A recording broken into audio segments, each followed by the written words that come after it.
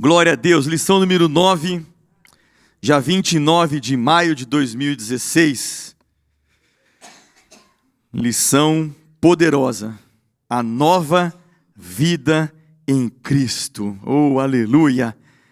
Glória a Deus. O texto áureo, Romanos 12, versículo 1. Rogo-vos, pois, irmãos, pela compaixão de Deus, que apresenteis o vosso corpo em sacrifício vivo, santo e agradável a Deus, que é o vosso culto racional. Verdade prática. A nova vida em Cristo consiste em viver fervorosamente a vitória da cruz. A nova vida em Cristo consiste em viver fervorosamente a vitória da cruz. Glória a Deus. A leitura bíblica que embasará a nossa lição está no livro de Romanos, no capítulo 12, dos versículos 1 ao 12, que nos diz assim a Sagrada Escritura: Rogo-vos, pois, irmãos, pela compaixão de Deus, que apresenteis o vosso corpo em sacrifício vivo, santo e agradável a Deus, que é o vosso culto racional. E não vos conformeis com este mundo, mas transformai-vos pela renovação do vosso entendimento, para que experimenteis qual seja a boa, agradável e perfeita vontade de Deus. Porque pela graça que me é dada, digo a cada um dentre vós que não saiba mais do que convém saber, mas que saiba com temperança, conforme a medida da fé que Deus repartiu a cada um. Porque assim como em um corpo temos muitos membros, e nem todos os membros têm a mesma operação, assim nós, que somos muitos, somos um só corpo em Cristo, mas individualmente somos membros uns dos outros. De modo que, tendo diferentes dons, segundo a graça que nos é dada, se é profecia, seja ela segundo a medida da fé. Se é ministério, seja em ministrar. Se é ensinar, haja dedicação ao ensino. Ou o que exorta, use esse dom em exortar. O que reparte, faça-o com liberalidade. O que preside, com cuidado. O que exercita misericórdia, com alegria. O amor não seja fingido. Aborrecei o mal e apegai-vos ao bem. Amai-vos cordialmente uns aos outros com amor fraternal, preferindo-vos em honra uns aos outros. Não sejais vagarosos no cuidado, sede fervorosos no espírito, servindo ao Senhor. Alegrai-vos na esperança, sede pacientes na tribulação, perseverai na oração. Amém. Obrigado, Deus, pela Tua palavra, que a nossa mente verdadeiramente seja renovada, seja transformada, para que nós não nos conformemos, ó Pai, com as situações que não agradam o Teu nome, que nós possamos ser transformados, renovados, capacitados pela Tua palavra, Pai, para que a nossa mente seja uma mente irrepreensível diante do Senhor, uma mente transformada, Pai, para que nós estejamos a cada dia vivendo uma nova vida com Cristo. É o que nós te pedimos, em nome de Jesus Cristo. Amém. Pode sentar, irmãos. Pastor Marcos. A paz do Senhor para os irmãos. Louvamos ao Senhor, irmãos, por esta manhã de domingo tão maravilhosa, que podemos reunir aqui na sua casa para tratar mais um assunto de importância para a nossa vida cristã. E já vamos entrar, como disse o pastor Luciano, na lição de número 9. Estamos caminhando para o término desse trimestre, que tem trazido para nós ensinos substancial de uma forma assim muito, que pode assim aplicar muito em nossas vidas. E queremos também saudar todos os nossos membros da EBD, nossos membros online. Bom domingo, uma boa tarde aí para aqueles que estão na Europa, enfim. E nós estamos aqui na América central, do norte, do sul. Uma manhã de domingo maravilhoso. Queridos, nosso título hoje tem um desdobramento, muda completamente as teses que o apóstolo São Paulo estava aplicando à igreja de Roma. E hoje o assunto é nova vida em Cristo, né? Tudo aquilo que ele estava explicando, defendendo, mostrando para os irmãos de Roma. Agora ele estava pedindo para que isso fosse realmente aplicado, que não ficasse somente em palavras, né? Que fosse realmente visto as mudanças na vida das pessoas. Porque o cristianismo, irmãos, ele não é algo que defende somente uma teoria, não é apenas uma filosofia, uma vivência de palavras. Porém, é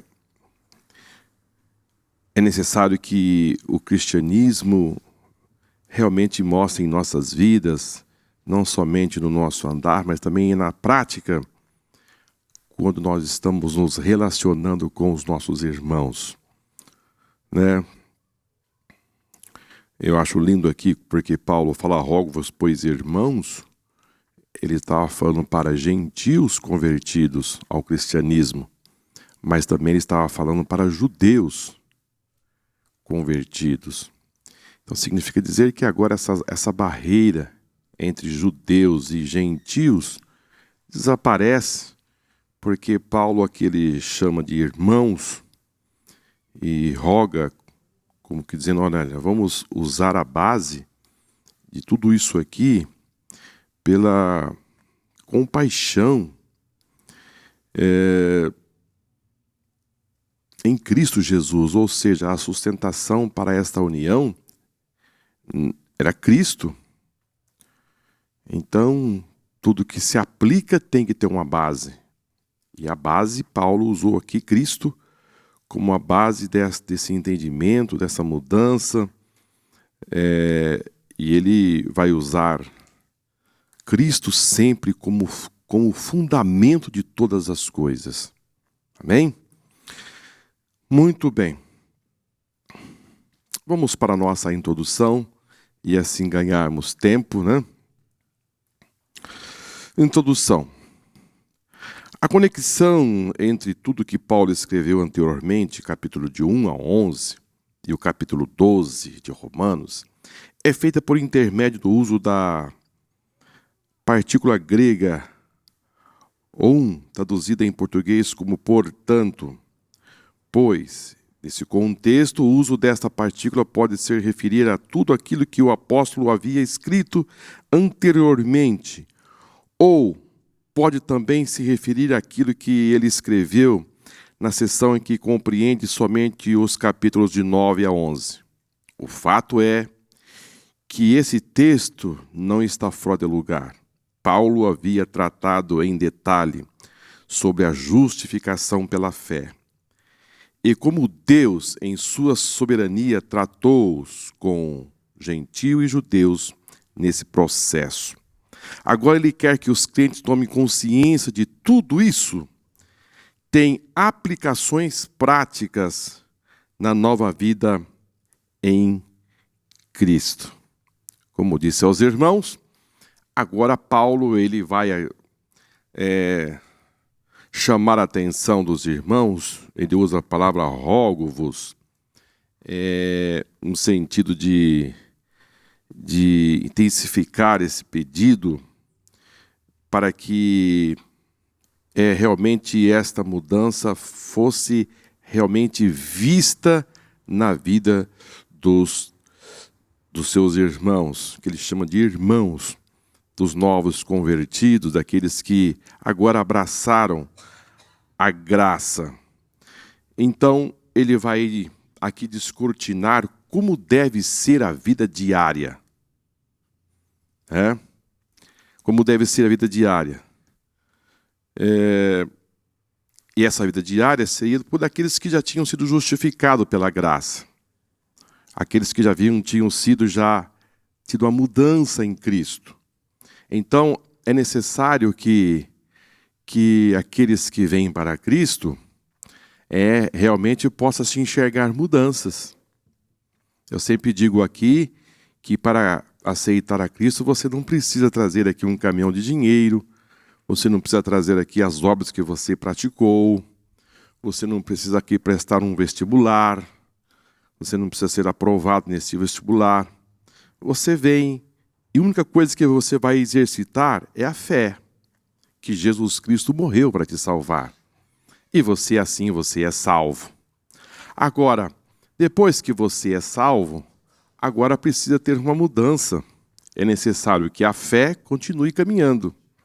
Mas também as obras agora começam a aparecer, né? Também, como parte introdutória,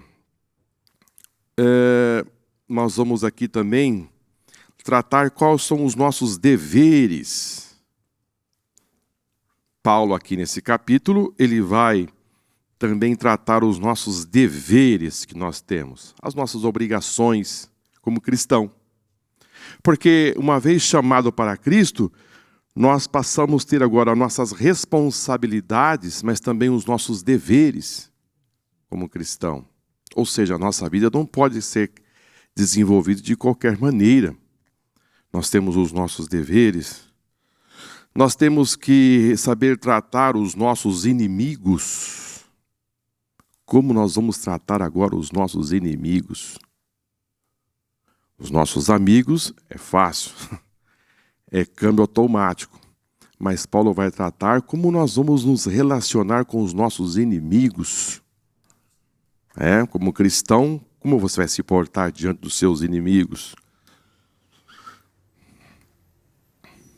Paulo também vai tratar aqui a respeito de como nós vamos tratar aqueles que são mais fracos, aqueles que precisam da nossa ajuda, da nossa mão estendida, porque estamos dentro de uma comunidade e essa comunidade tem fracos, fortes, os medianos.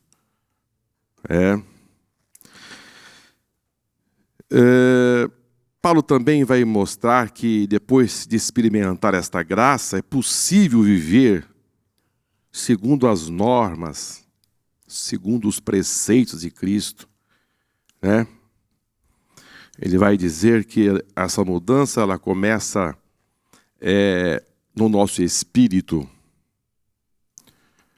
Paulo vai dizer que tudo começa lá dentro,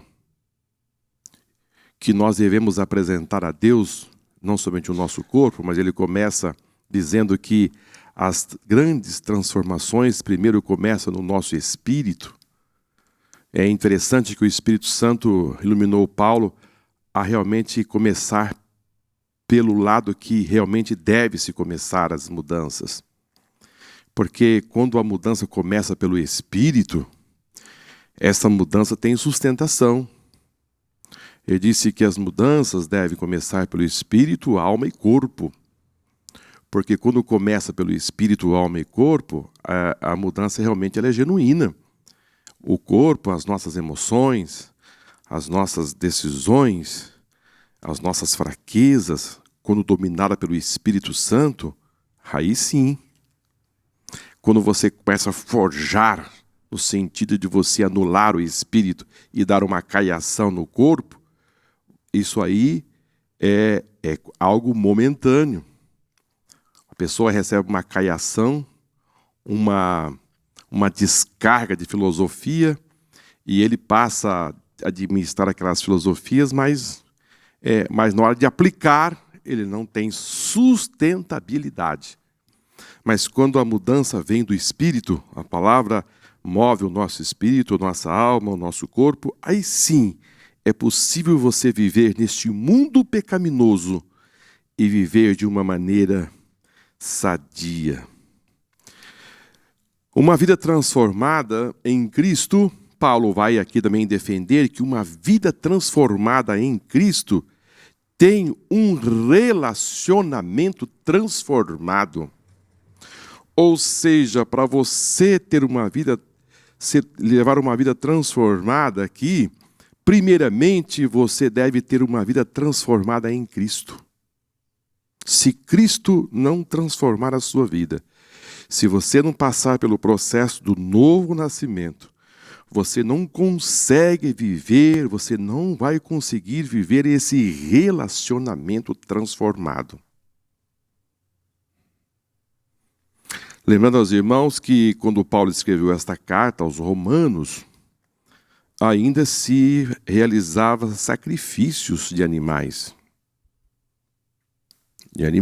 Imagine só Paulo vendo tudo aquilo, que sentimento ele não tinha em ver aquele processo, sabendo que tudo aquilo já havia sido já terminado.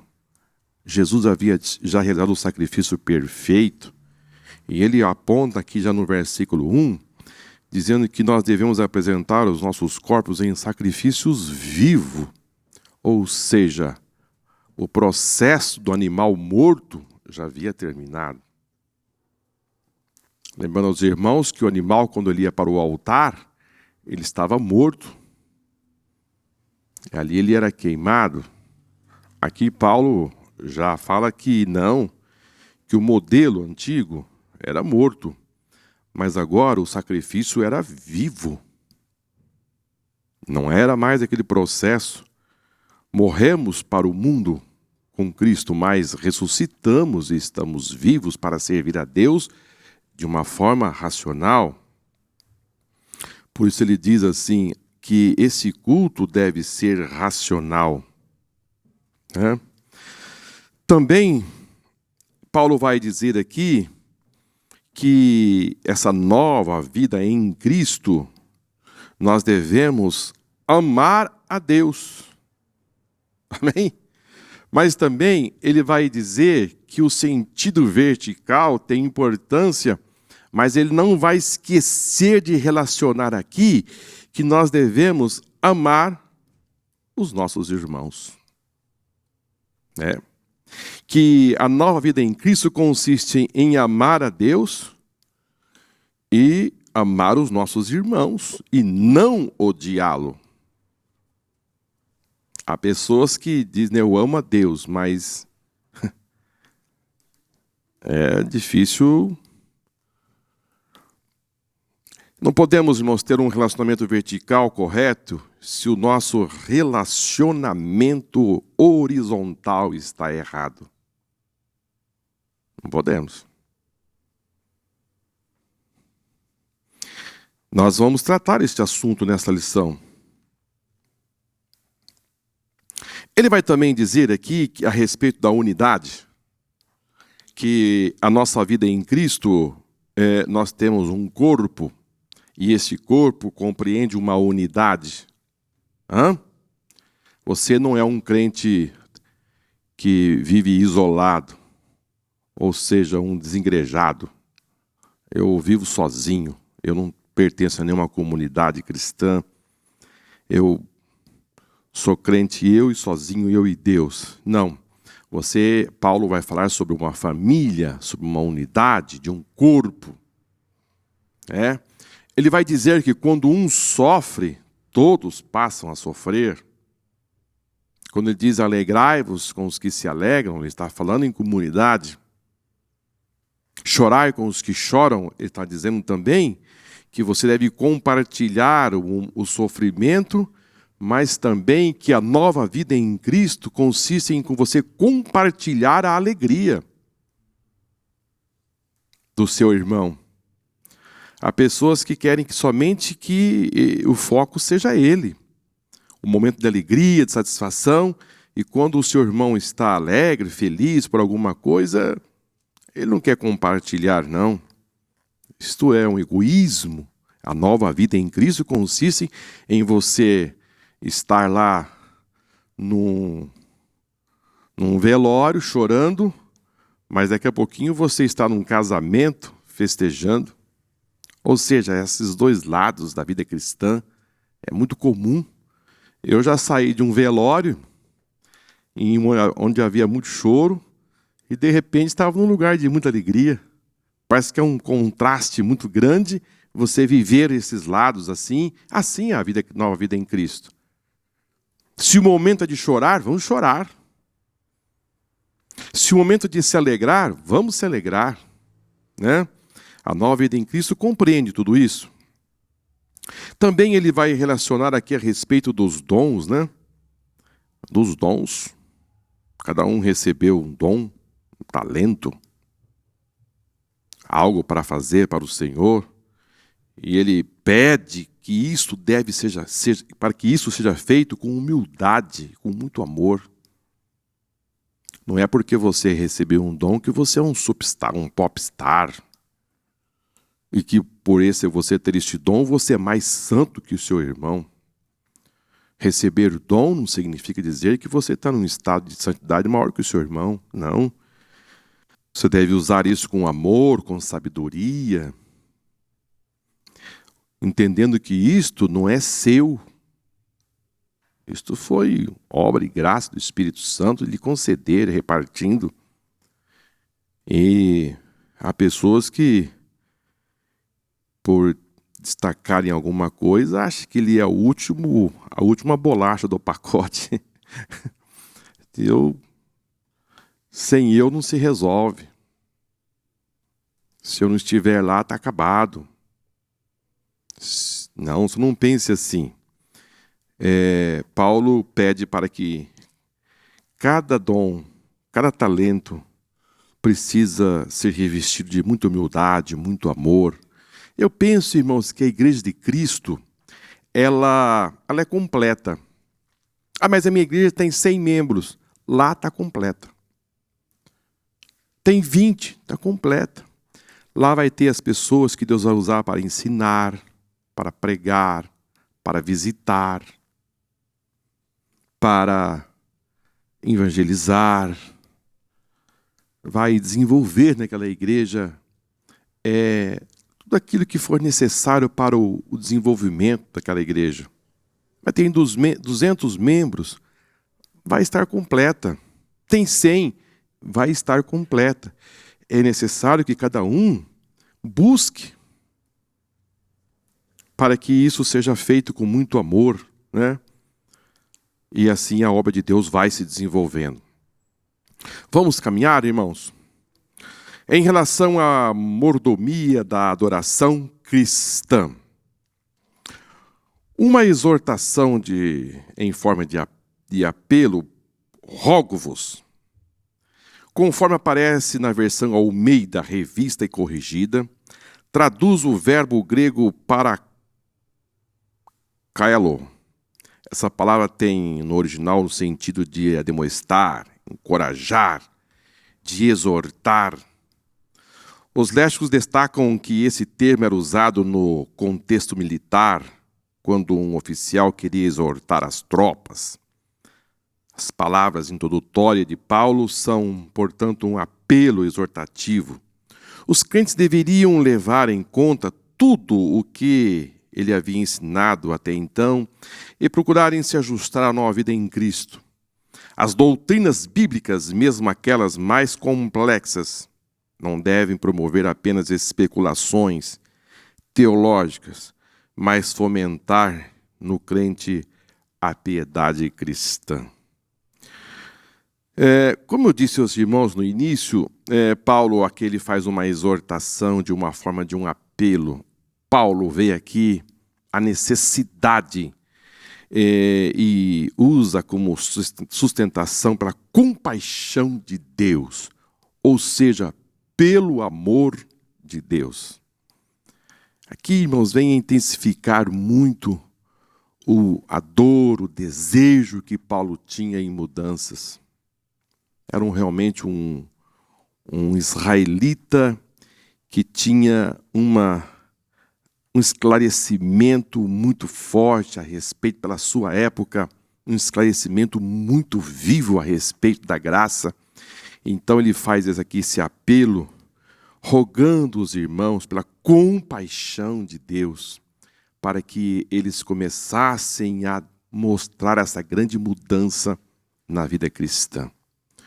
E hoje nós podemos assim aplicar na nossa igreja, no mundo que nós estamos vivendo, depois de aí praticamente quase 2000 anos que essa carta foi escrita, a necessidade de se aplicar esta palavra em nossos dias, chamando essa atenção, uma apelação, uma convocação, um rogo, no sentido de chamar a atenção para que essas mudanças possam ser vistas em nossa vida.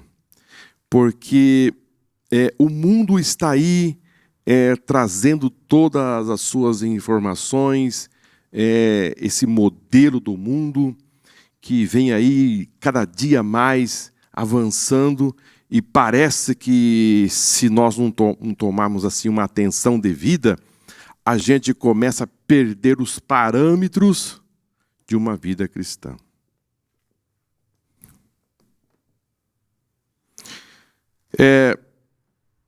Esse parâmetro, irmãos, ele precisa estar assim muito claro em nossa vida. Esse tópico aqui, ele é um tópico que Paulo chama a atenção para a adoração, porque nós somos chamados para, aqui fala a mordomia da adoração cristã, nós somos chamados para um novo exercício, uma adoração cristã, para adorar ao Deus, para servir a este Deus. E para isso nós precisamos de ter essa grande mudança.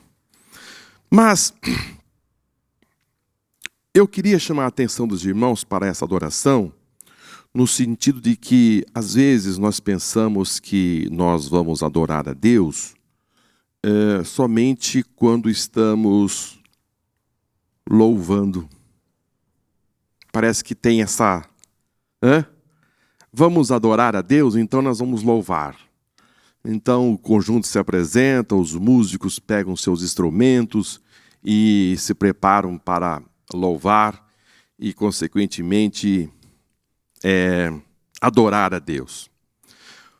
Mas eu queria chamar a atenção dos nossos alunos da EBD, nós que estamos aqui, é que a adoração, que Paulo chama a nossa atenção aqui, é que a adoração não é exatamente somente quando estamos louvando. Vamos para Gênesis capítulo 22 e versículo 5. Que a adoração aqui é no sentido de sacrifício. Para nós dizer, agora eu vou adorar, então eu vou pegar os instrumentos, vou começar a tocar, vou começar a cantar, então eu vou adorar. Porém, a Bíblia nos informa aqui em Gênesis capítulo 22, versículo 5, dizendo assim: E disse Abraão aos seus moços, ficai-vos aqui com o jumento, e eu e o moço iremos até ali, e havendo adorado, tornaremos a vós. Abraão não estava levando nenhum violão. Isaac não estava levando nenhum pandeiro, nenhuma guitarra. Eles estavam levando apenas algo para o sacrifício. Ou seja, o fogo. E até o menino perguntou, pai, o fogo está aqui, está a lenha, mas cadê o cordeiro?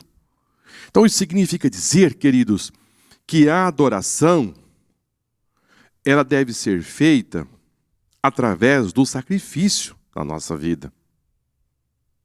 Não simplesmente, não vou dizer simplesmente, não quando estamos louvando ao Senhor. Então agora eu vou adorar. Não. Aqui Abraão disse aos seus moços que estavam junto com ele, olha, nós vamos até ali e nós iremos adorar a Deus. E depois de ter adorado, nós iremos retornar a vocês.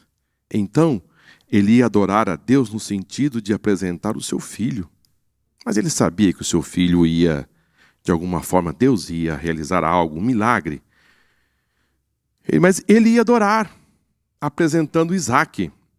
Então, nós podemos adorar a Deus de muitas formas. Há muitas formas que você pode apresentar a Deus a sua adoração.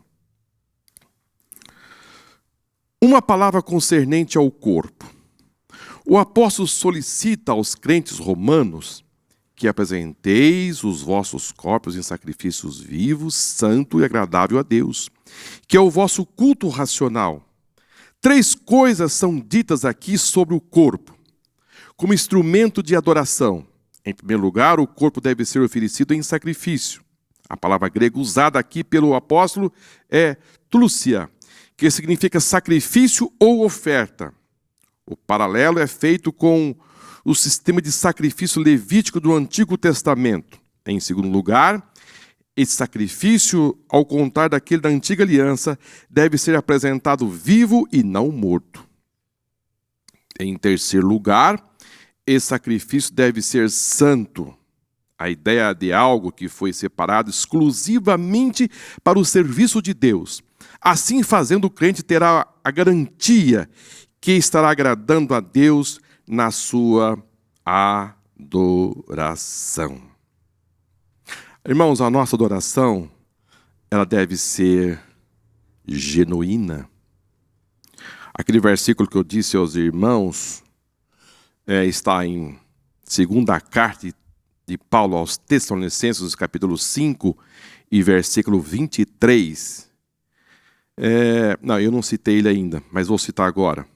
E o mesmo Deus de paz vos santifique em tudo, todo o vosso espírito, alma e corpo, seja plenamente conservados e irrepreensíveis para a vinda de nosso Senhor Jesus Cristo. Aqui Paulo chama a atenção que o mesmo Deus de paz nos santifique em tudo.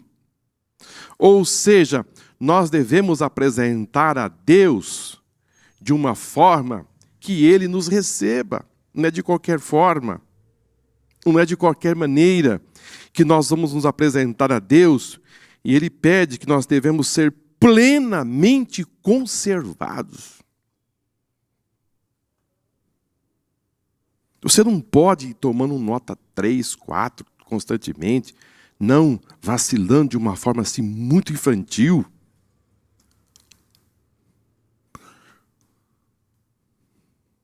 Eu apontei aqui como santo, ou seja, santo como separado,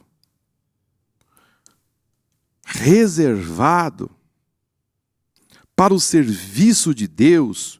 Se você assim fazer, você vai agradar a Deus, você vai entrar na sua presença com uma oferta aromática. Não imagine você se apresentar a Deus de qualquer forma. Não, você deve apresentar a Deus oferecendo para Ele o melhor. Isso é sacrifício. Você deve apresentar a Deus aquilo que vai lhe exigir alguma coisa. Não entregue para Deus o resto.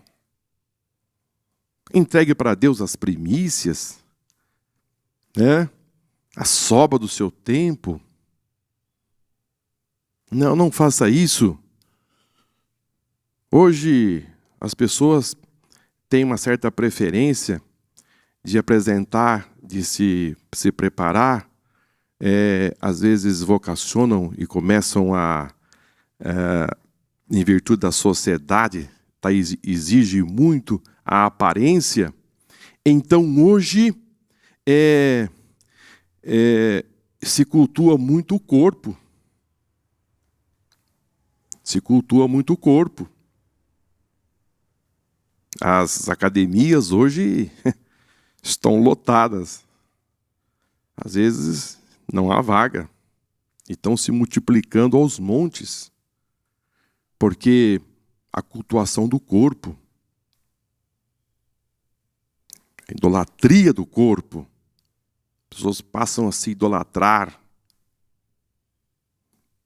Não que você deve levar uma vida assim relaxadamente com o seu corpo, mas você dedicar a sua vida exclusivamente para o corpo, é você idolatrar. Deus está acima disto.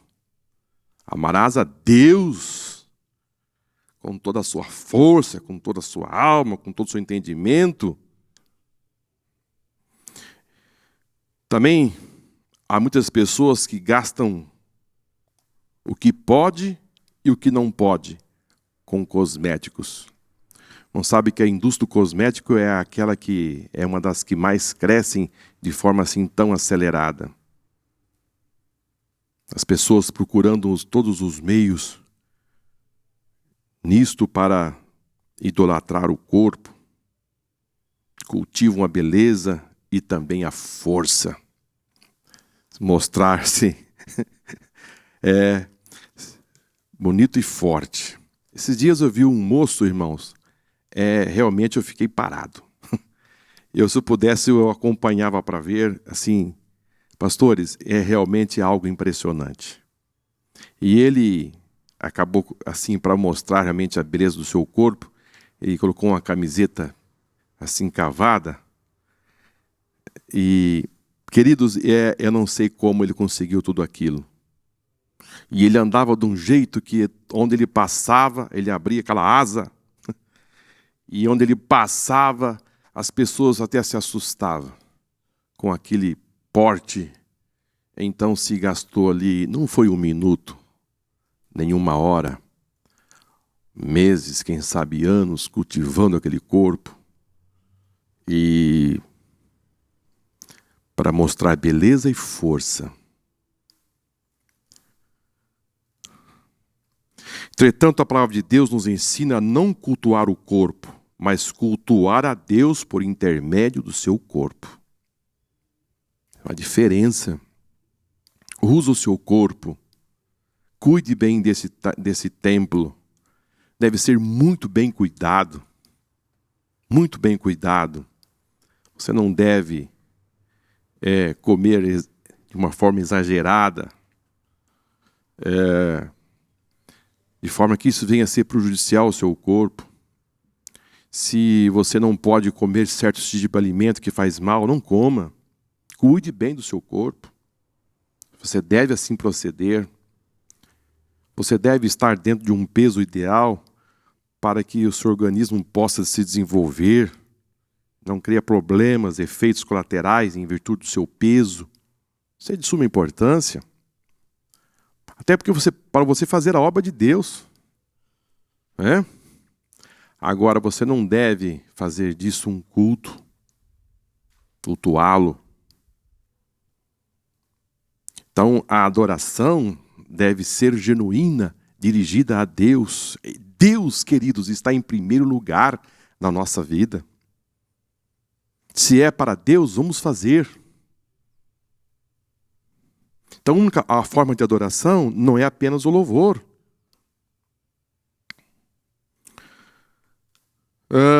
Nós somos comprados por bom preço e devemos, com o nosso corpo, com a nossa vida, glorificar a Deus. Amém?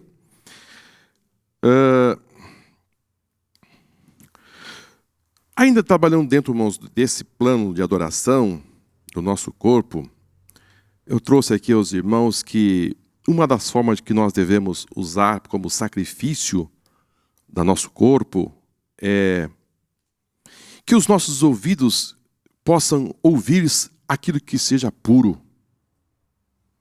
Há muitas pessoas que emprestam os seus ouvidos e gastam horas ouvindo coisa que não é puro.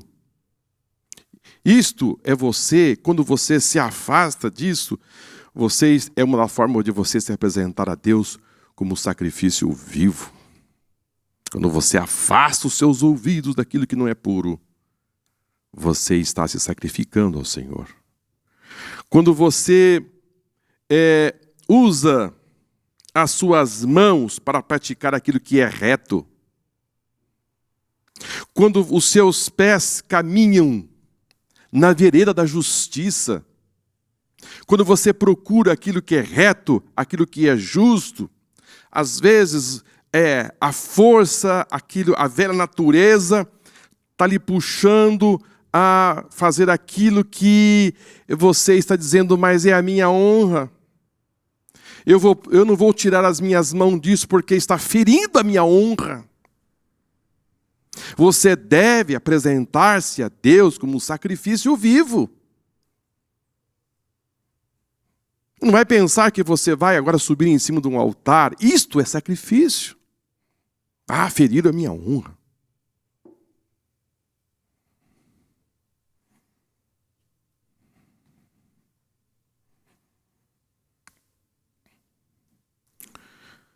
Não deixe que o teu olho veja nada que é mal. Isso é se tornar um sacrifício. Permita que a língua não diga que é nada que é vergonhoso. Ela se tornará uma oferta ao Senhor. Não deixe que as suas mãos façam nada ilegal. Se tornará uma oferta de holocausto. Porque existe uma força puxando. Isso é vantajoso. Faça isso, que isso é uma grande vantagem. Vai ser a grande virada da sua vida. Isso vai ser um grande diferencial para você, se você assim fizer. E assim, se você fizer, você vai realmente já promover a sua aposentadoria adiantada.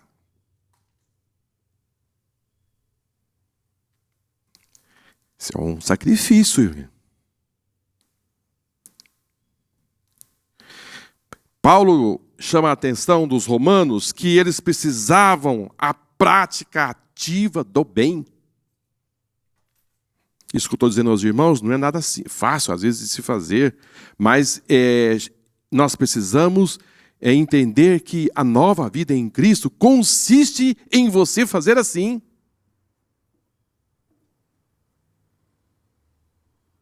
Há pessoas, irmãos, que se não levar vantagem, não, ele não está bem. Se ele não levar vantagem, se ele não ver os dividendos maior do seu lado, ele não se sente bem.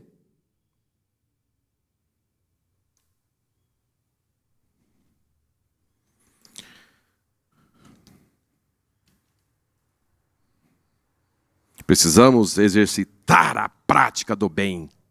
Precisamos abençoar aqueles que nos amaldiçoam. Precisamos dar ouvido sem cessar aos ensinamentos divinos. Os irmãos sabiam que há pessoas que não querem ouvir aquilo que é correto? Ele faz mal. Ele sente mal. Ele quer ouvir aquilo que ele realmente deseja ouvir. É um sacrifício. Você dar os seus ouvidos àquilo que é correto. Isso não me interessa. Isso eu não quero ouvir. Eu não quero que minha vida gere mudança. Eu não quero ouvir. Sacrifício. Você precisa ouvir aquilo que você necessita ouvir para que as mudanças aconteçam na sua vida. Um sacrifício, irmãos, não tem nada impuro. Você deve se sacrificar. Precisamos produzir frutos para Deus com as nossas mãos, com os nossos pés, com a nossa boca, com os nossos membros. Precisamos avançar. Precisamos avançar. Nós não podemos ficar patilhando assim naquele começo da nossa fé cristã, os rudimentos cristãos. Nós não podemos ficar em cima deste assunto. Paulo tratou este assunto com os irmãos lá de Roma, que nesse desdobramento da vida do judaísmo para o cristianismo, a nova graça, mas a nossa vida cristã, irmãos, nós temos que avançar. Temos que sair do leite, dos rudimentos da doutrina e avançar para algo mais profundo, navegar em águas mais profundas da fé cristã. Mas você precisa ser aprovado neste assunto.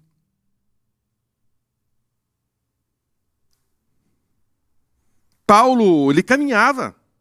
Aos Filipenses, no capítulo 3, versículo 13, ele disse: irmãos, quanto a mim, não julgo que haja já alcançado. Mas uma coisa eu faço, é que esquecendo-me das coisas que atrás ficam e avançando para as que estão diante de mim. Ou seja, a nossa vida é uma caminhada. É uma caminhada. Quem é motorista sabe o que eu vou dizer. Tem muitos aqui, acho que todos são motoristas, né? O motorista, ele tem diante de si um para-brisa para ele olhar. Mas ele tem um retrovisor para olhar para trás. Olha o tamanho do retrovisor e olha o tamanho do para-brisa. São diferentes tamanhos. Significa dizer que a maior parte do seu tempo é olhando para aquilo que é maior, mais amplo. Mas lá, de vez em quando, você dá uma olhadinha para trás, mas é pequeno. O retrovisor é algo muito pequeno, perto do para-brisa, que está abrindo diante de você uma visão ampla do caminho que você deve caminhar. Você não deve dirigir olhando para o retrovisor. Vai ter um acidente. O retrovisor é apenas para você se fazer algumas verificações rápidas. Então, o nosso passado é as nossas experiências, mas você não vai conseguir mudar o seu passado. Que o seu passado sirva de experiência para você viver o presente e projetar o seu futuro. Mas olhando para a frente. Paulo, ele diz, quanto a mim, não julgo ter alcançado, mas uma coisa eu faço, esquecendo-me delas e me projetando para o futuro. Então, é tudo aqui um preparo que você deve exercitar. E o nosso próximo assunto aqui, Paulo vai sair agora daquela região do corpo, mas ele vai trabalhar agora na parte mental. Uma palavra concernente à mente. Queridos, é aqui, que você ganha e que você perde. É na mente. Aqui que está a guerra. Aqui você ganha e aqui você perde. O diabo trabalha no campo da mente. Aqui está. Aqui mora. Aqui está a mente, aonde você está, o seu intelecto. É aqui que o diabo tenta trabalhar para tirar você do foco.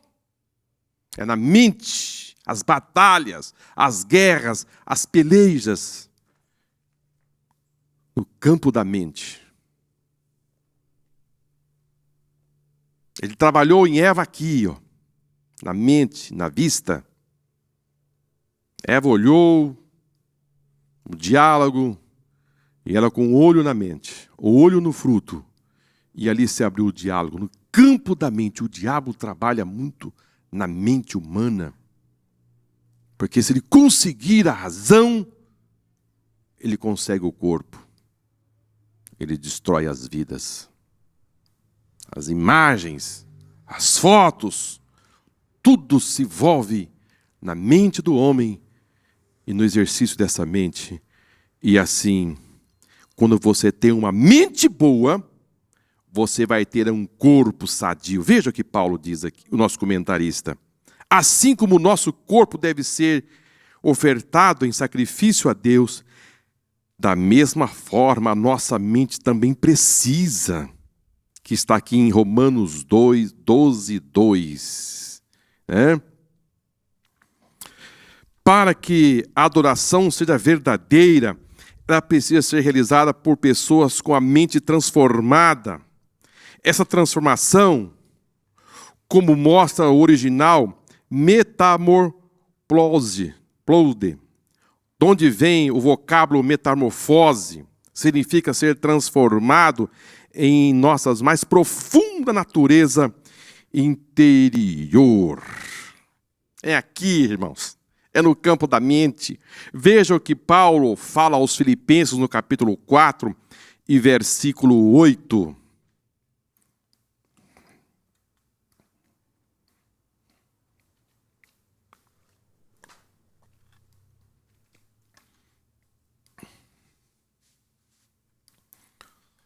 Quanto mais, irmãos, tudo que é verdadeiro, tudo que é honesto, tudo que é justo, tudo que é puro, tudo que é amável, tudo que é de boa fama, se há alguma virtude, se há algum louvor, nisto pensai.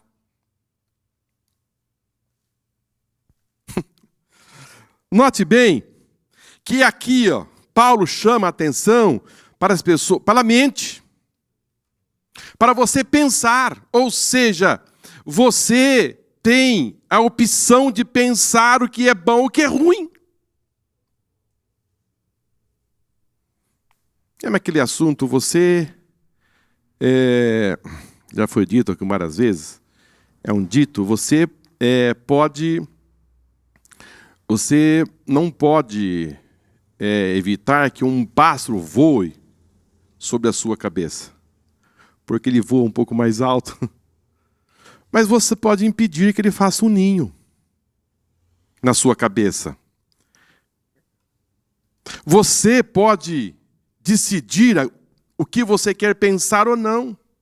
Porque Paulo disse, nisto vocês pensem. Pensem em tudo que é honesto, tudo que é justo, tudo que é puro, tudo que é amável, tudo que é de boa fama. Se há alguma virtude, se há algum louvor, nisto pensai. Mas há pessoas, queridos, que infelizmente amanhecem pensando tudo errado. Já começa cedo dizendo coisas que não vai dar certo. E já vai passando o dia. Olha, irmãos, é coisa mais... Eu conversei com uma pessoa esses dias atrás, num almoço. Ela disse para mim assim, Marcos, o que mais me incomoda... Assim, às vezes nós estamos vivendo sobre a respeito dessa crise no Brasil. Assim, isso aí todo mundo sabe que o Brasil está vivendo com esses problemas políticos, financeiros, econômicos, enfim. Mas o que às vezes me incomoda aqui no meu espaço é ver pessoas tão negativas que pensam só fala assim no sentido negativo da vida. O pessimismo, isso me faz mal. Me traz desconforto. Me sinto mal com essas conversas, com esse assunto, porque isso não vai trazer benefício. Essas conversas trazem mais malefício do que benefício. E quando eu vejo as palavras de Paulo, diz que tudo que é bom, tudo que é puro, tudo que é honesto, nisto pensai. Irmãos, os nossos pensamentos devem ser diferenciados. Os judeus, os cristãos que saíram pelo mundo, eles saíram com uma palavra, irmãos, de salvação, de mudança, de crescimento, de transformação. Nós devemos trazer uma palavra de ânimo. Olha aqui o versículo 11 da nossa leitura bíblica hoje. Não sejais vagarosos. Sem ânimo. Tudo é difícil. Tudo tem dificuldade. Tudo não dá certo. Tudo vai ter problema. Não vou conseguir, não vai dar certo, não vou conseguir chegar, a dificuldade é grande, vai ser difícil, não vou conseguir não. Deve ser pessoas muito vagarosas, em tudo.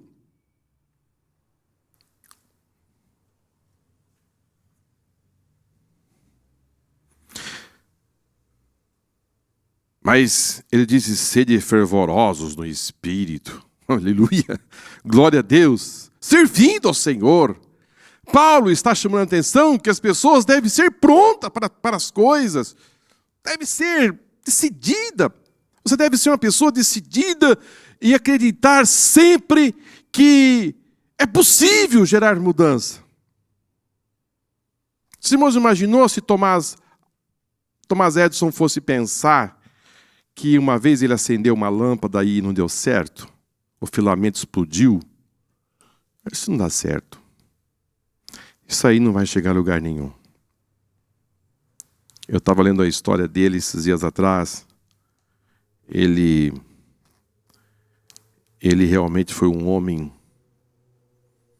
que nos seus dias fez uma diferença enorme pela sua insistência, pela sua aplicação. E o desejo dele era que a cidade de Nova York, uma das ruas da cidade de Nova York, fosse iluminada. E ele trabalhou para que isso acontecesse. E ele buscou isso de forma incansável.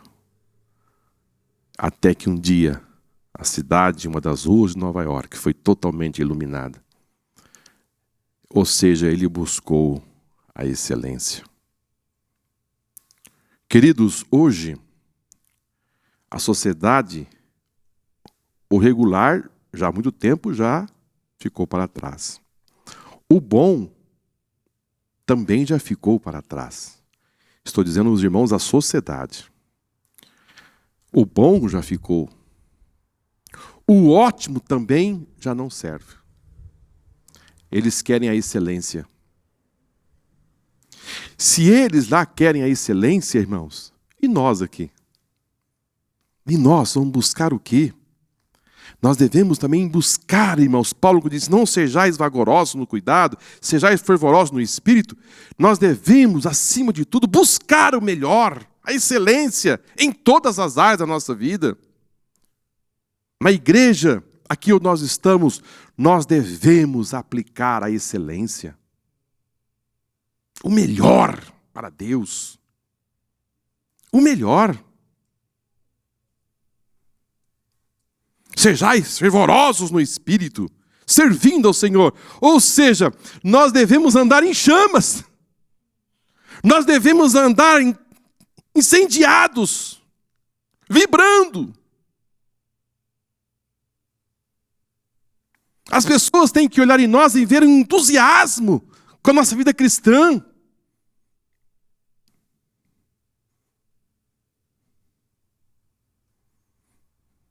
E depois ele diz, alegrai-vos na esperança, sede paciente. Ou seja, uma vida fervorosa, alegre, contente. É o que Paulo está chamando a atenção dos romanos, para que assim eles fossem. E que a nova vida em Cristo consiste em você ser uma pessoa fervorosa. Uma pessoa em chama.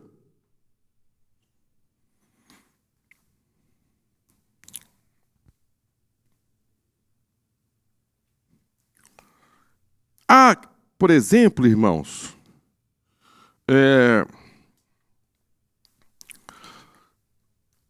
eu trouxe aqui uma das palavras que Jesus deixou, que nós devemos solidificar, estar seguro, com a nossa mente forte. Eu gosto muito, e eu até, essa manhã antes de vir para cá, eu coloquei esse versículo. Está em Lucas 6, 47 e 48.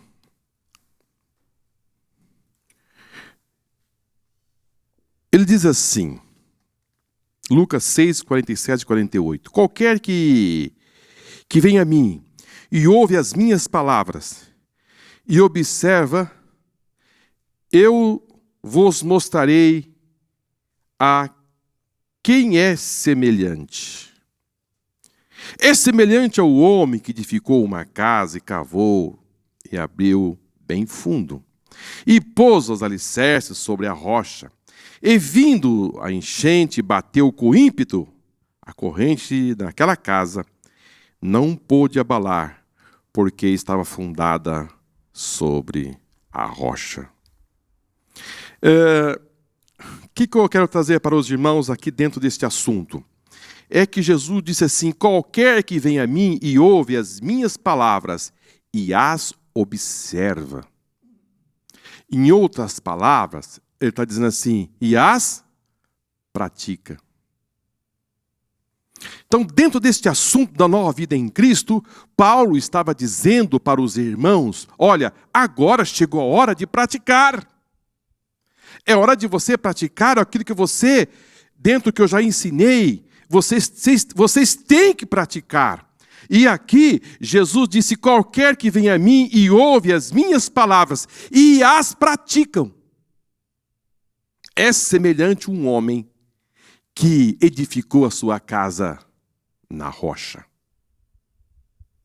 Se realizam edificações, mas eu lhe pergunto, onde você está edificando a sua casa? Na rocha ou na areia? Porque o vento vai vir, a tempestade vai vir, e vai bater com ímpeto. Não pense que a sua casa não vai sofrer tempestade. Mas se você edificou a sua casa na rocha, de que forma? Você ouve e as pratica. Porque se você é somente um ouvinte e não as pratica, não.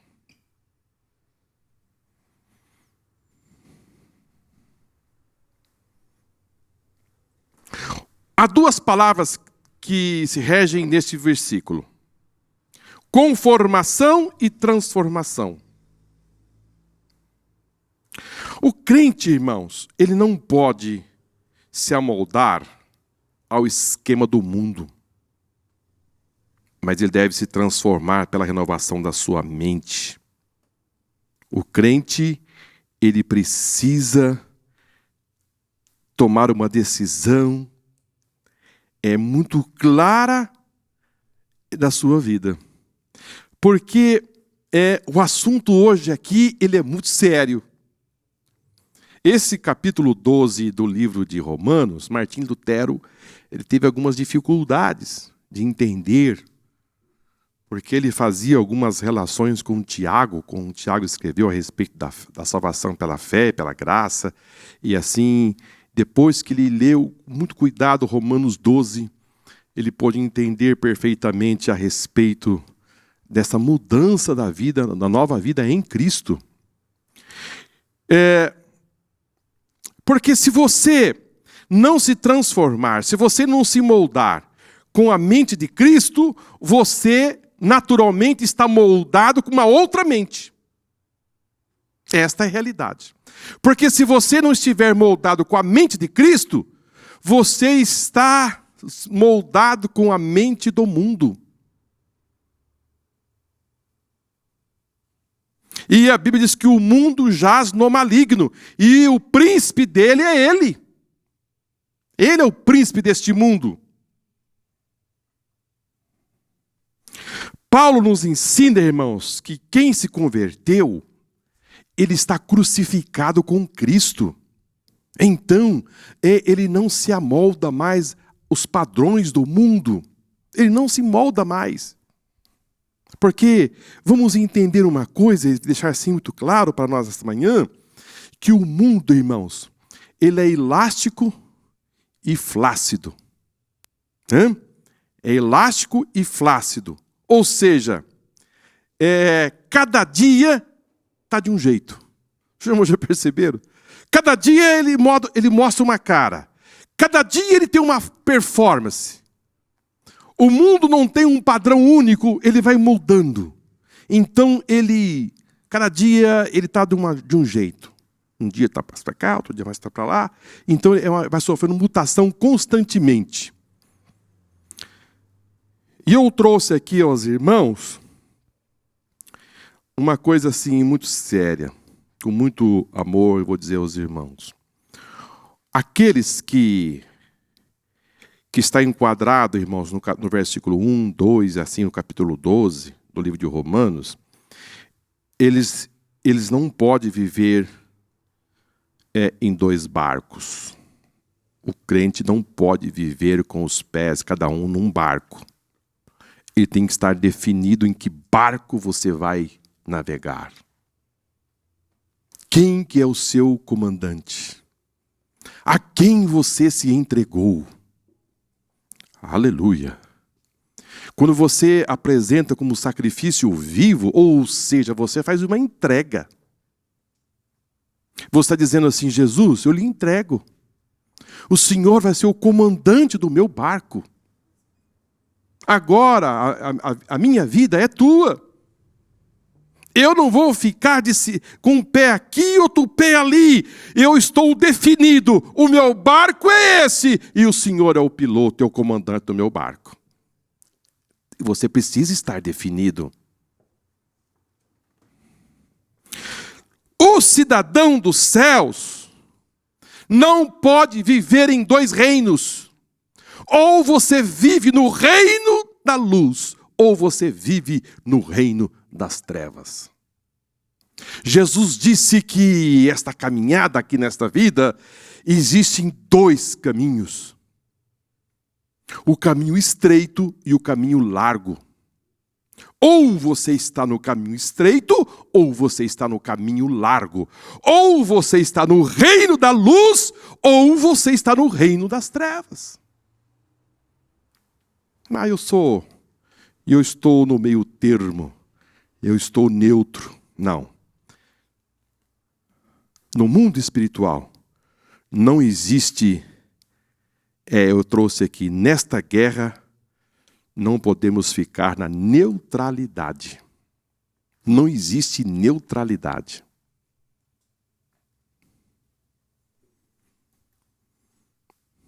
Ou você entra nos padrões do novo nascimento, ou você é amoldado pelos padrões do mundo. Foi por isso que ele disse, não vos conformeis com este mundo, mas transformai-vos pela renovação do vosso entendimento, para que você possa experimentar. Porque uma das coisas, irmãos, que Paulo está aqui dizendo, que se você assim fizer, você vai experimentar qual seja a agradável e perfeita vontade de Deus. Porque você não é nenhuma coisa e nem outra. Você passa a não receber essas bênçãos de Deus inerente à sua vida.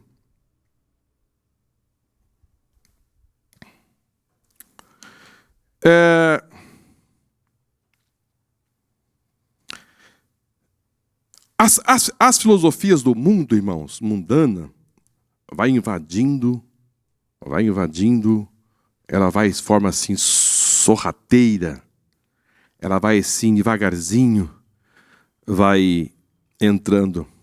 Conversando com uma pessoa esses dias atrás, e levantando o que está acontecendo nos dias de hoje, se você voltasse no tempo 5 anos atrás, você ia verificar que as coisas que estão acontecendo hoje, 5 anos atrás, era algo assim de sair, de se assustar e ficar pasmo. Mas hoje fica assim quase que normal. Não? Vamos entrar em alguns pontos. Vestuário, gírias, ritmo, bebida, namoro, costume, modismo. Fica difícil ter critérios para algumas coisas, sabe por quê? Porque as pessoas dizem, não, isso é cultura. Virou uma cultura. É cultura. Não dá mais para ter assim um paralelo, porque é uma cultura.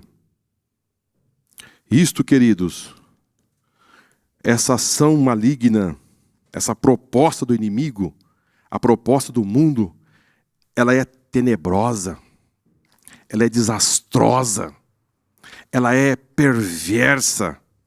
Eu trouxe aqui, ela é maligna, ela rouba a nossa paz, ela mata a nossa felicidade e destrói as nossas vidas.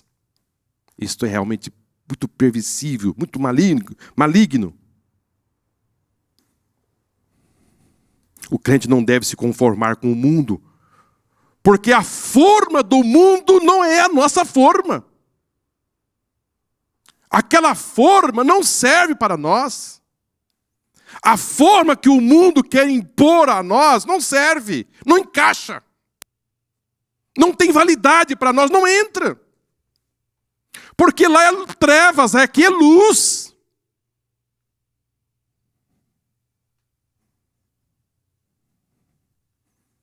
O errado de ontem, eles querem fazer que seja certo hoje. O repudiado de ontem, eles querem que nós aplaudimos hoje. O vergonhoso de ontem é praticado hoje à luz do dia. Não podemos seguir esse modelo absoluto. Não podemos.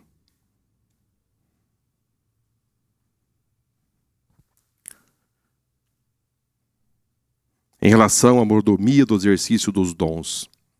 Exercitá-lo com moderação e humildade. A palavra dons, charismata, que aparece no versículo 6, é a mesma palavra usada por Paulo em 1 Coríntios 12, 4, em referência aos dons espirituais. O mesmo amor de 1 Coríntios 13 regulamentou o uso dos dons, deve ser aqui praticado. Paulo já havia falado muito sobre a graça.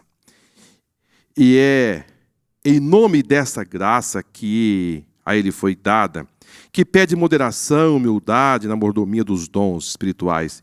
Ninguém que exercita esses dons espirituais deveria achar que era alguma coisa independente da graça. É exatamente isso que significa o vocábulo hiperprônio, traduzido aqui como pensar em si mesmo além do que convém.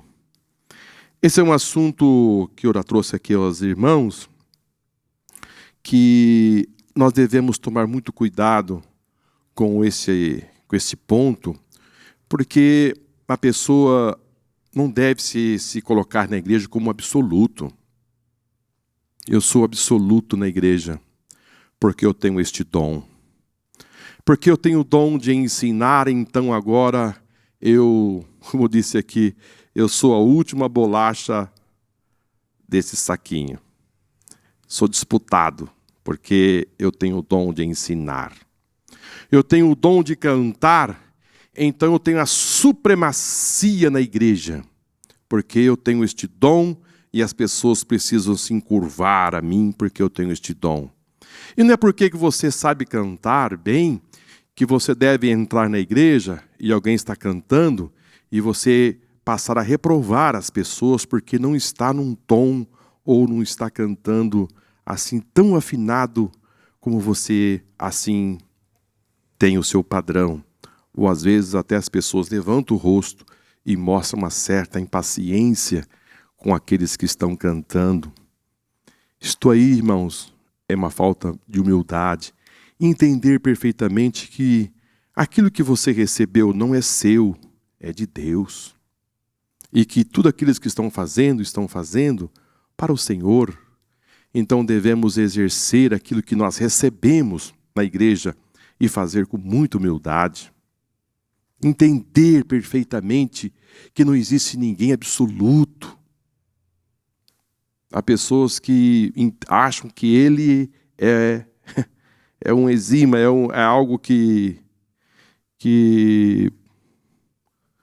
existem certos ministérios na igreja que requer certos cuidados, até para levantar a pessoa, para exercer aquela função. Porque em vez de você levantar e essa pessoa desenvolver, vai matar. Vai matar, porque passa a se sentir como que se fosse o topo da lista e sente um pedestral muito alto.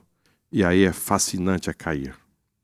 Devemos usar a mordomia do exercício dos dons com muito amor, com muito entendimento, entendendo perfeitamente que tudo que você recebeu não é seu, é Deus. Pedro, logo no início da nossa igreja, ele chamou a atenção dos irmãos que estavam no templo em Jerusalém, dizendo: por que vocês estão olhando para nós? Como que se nós tivéssemos realizado esse milagre. Não, quem curou este homem não foi nós. Foi Jesus Cristo, aqueles que vocês mataram esses dias atrás. Foi Ele que realizou esse milagre. Então há pessoas que já mostram assim no rosto, irmãos, uma reprovação do que está sendo feito. Uma altivez muito grande. E Deus não abençoa. Deve exercer com muita humildade. Se a pessoa não está, às vezes, louvando dentro de um padrão, vai com amor, conversa, vamos ensinar. Mas imagine só, Jesus nos seus dias aqui, na terra, ele sendo conhecedor de toda a ciência, de tudo. Ele sabe de tudo. Descobrir o celular. O celular foi na eternidade, você sabia de celular lá no céu? Jesus conviveu com os seus contemporâneos aqui dentro do padrão da época. De uma forma pacífica, harmoniosa. O que ofereceram para ele foi o que tinha na época. Ele não chega aqui dizendo, olha, eu tenho uma tecnologia muito maior do que vocês têm aí. Não. Jesus humildemente viveu aqui com os padrões da época, com os veículos que tinham, com as formas que tinha, das casas que tinham, tudo que se tinha na época, ele viveu. E sabendo de tudo que iria acontecer, toda a ciência. Então as pessoas devem exercer a sua vida cristã, não só a vida cristã, mas a sua vida cotidiana com humildade. Há quem diga, quer conhecer alguém, dê poderes para ele. Então, a mordomia do exercício dos dons deve ser vista com muito carinho, com muito cuidado, para que esse trabalho não sirva de tropeço para essa pessoa. Aqui fica a nossa recomendação. Muito cuidado para que não sirva de tropeço.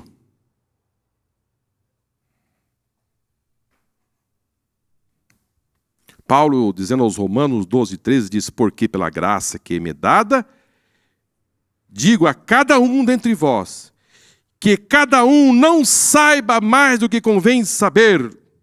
Fique na posição que Deus te deu. Mas saiba com temperança, conforme a medida da fé, que Deus repartiu a cada um. Não precisa saber mais do que você convém saber. Há pessoas que dizem, olha, eu tenho um negócio para lhe contar, mas não vou contar.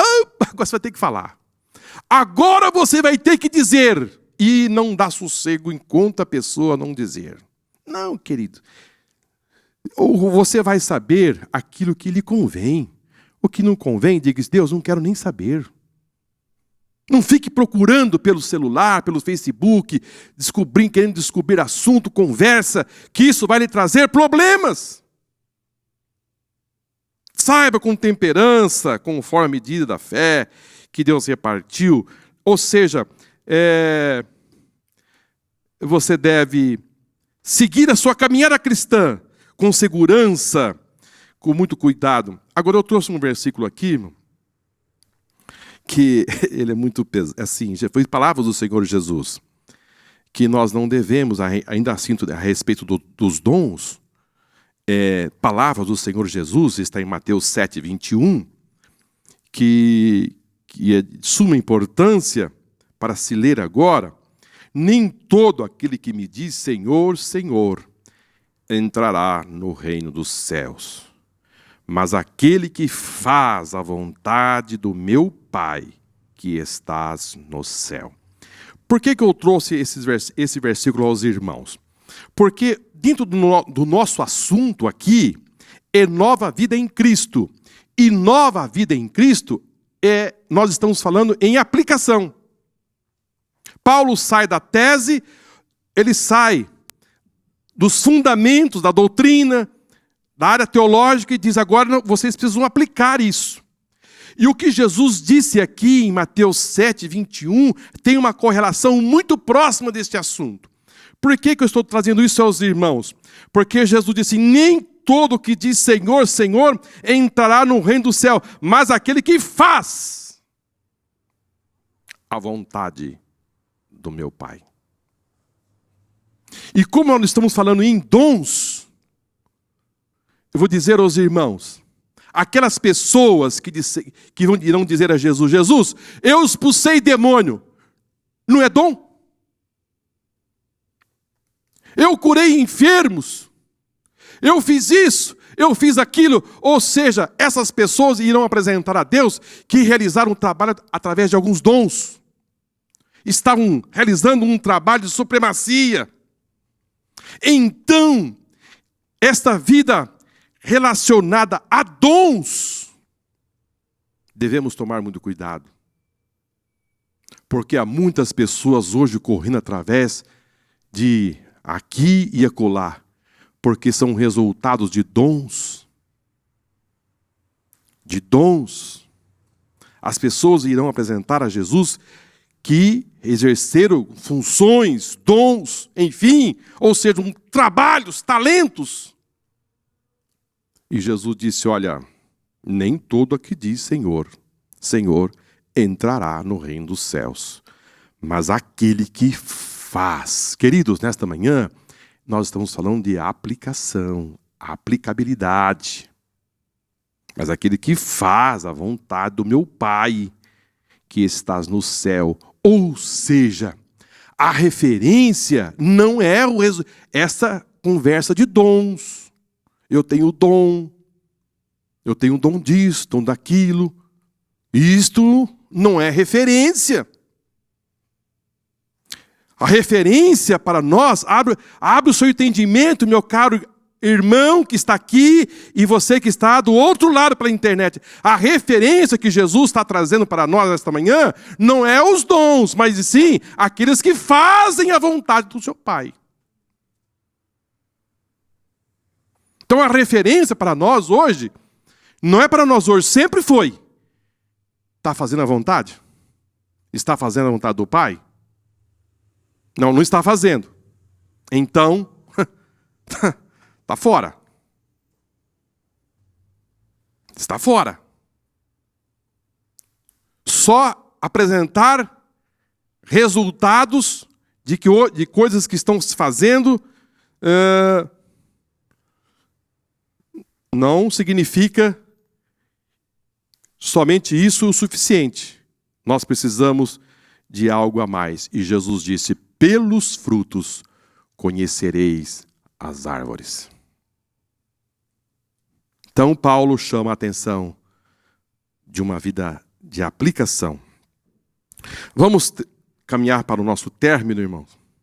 Exercitá-lo respeitando as suas diversidades. Paulo lembra aos romanos que a moderação, a humildade são indispensáveis no exercício dos dons. E também faz recordar que Deus não quer exclusivismo no exercício dos dons. A individualidade deve ser respeitada porque o Espírito usa as pessoas, mas o individualismo deve ser rejeitado. Os dons são diversos, assim como diversos são os membros do corpo. Não existe um corpo formado somente por um membro. Da mesma forma, o Senhor não quer que os dons operem através de uma única pessoa. Todos têm o seu lugar no corpo de Cristo. Lindo, né? A igreja, ela é completa. Eu estava assim lendo esse texto hoje, de madrugada. Estava assim pensando aqui na nossa igreja em Vila Nova. Estava pensando nos ministérios que Deus colocou aqui nesta igreja. E veio na minha mente, assim, os irmãos, as irmãs, os obreiros, enfim, como vai se fechando o corpo de Cristo. Como vai se fechando. A pessoa desenvolve um trabalho, eu fico pensando, essa pessoa tem uma paixão por esse trabalho e faz com muito amor. É realmente algo maravilhoso. E desenvolve um trabalho e às vezes a gente fica olhando e diz: meu Deus, como existe uma engrenagem perfeita na igreja. Como o Espírito Santo vai trabalhando nas pessoas e trazendo uma engrenagem e assim vai se fundindo um trabalho, uma igreja do Senhor. Irmãos, o Espírito Santo realmente ele realiza um trabalho magnífico na igreja.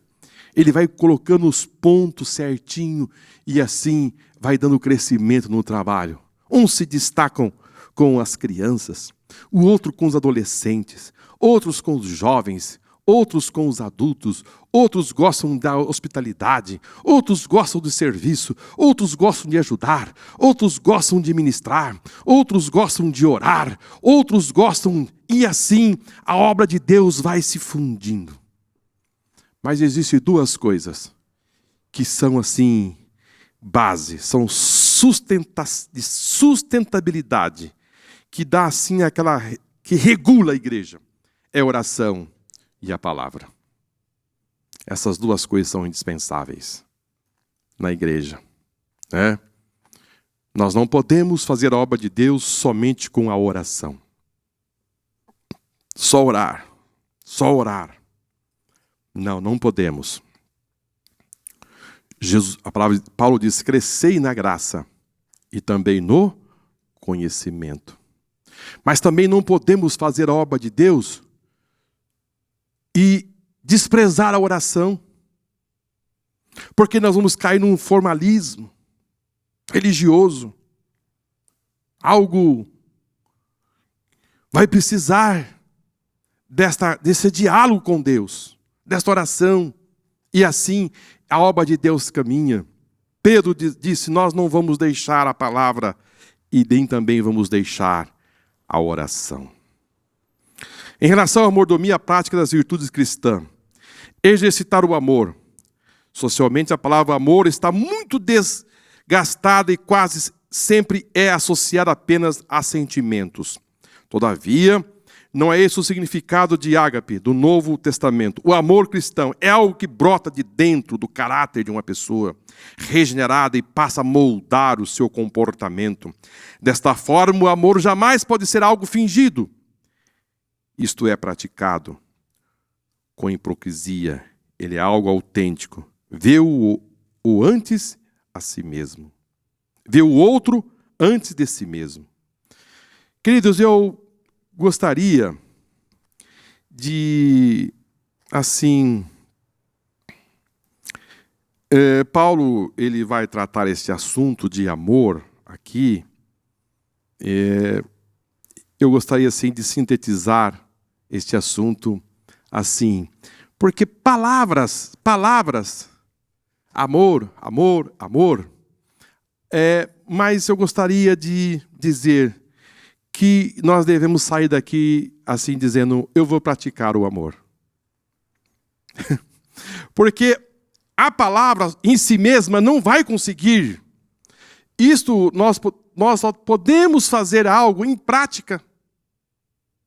Em prática, em você chegar até esta pessoa, dizer que a ama, manda uma mensagem no Face, no WhatsApp, enfim, uma mensagem, e começa a praticar. Jesus, ele trabalhou este assunto dizendo àqueles que o perguntou, dizendo: olha, vou resumir a lei e os profetas em 2. Amarás a Deus de todo o teu coração, de todo o teu entendimento, de toda a tua alma, toda a tua força, e o próximo como a ti mesmo. Ou seja, amor.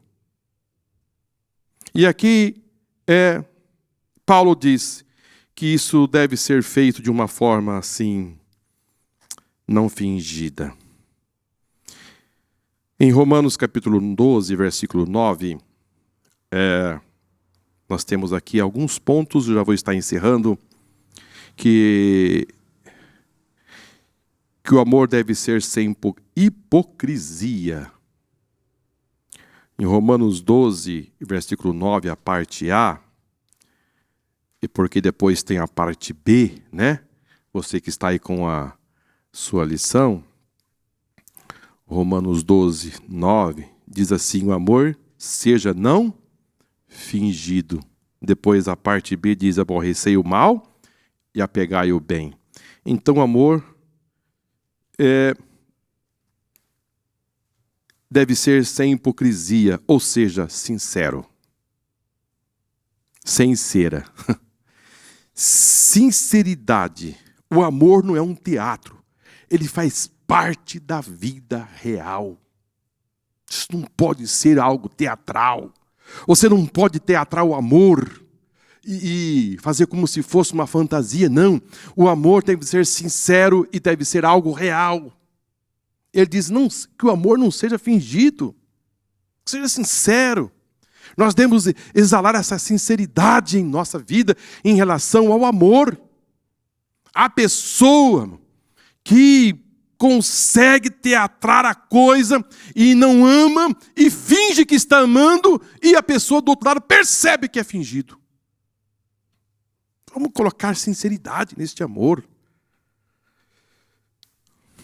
A parte B está relacionada com o discernimento. Detestai o mal, apegai o que é bem.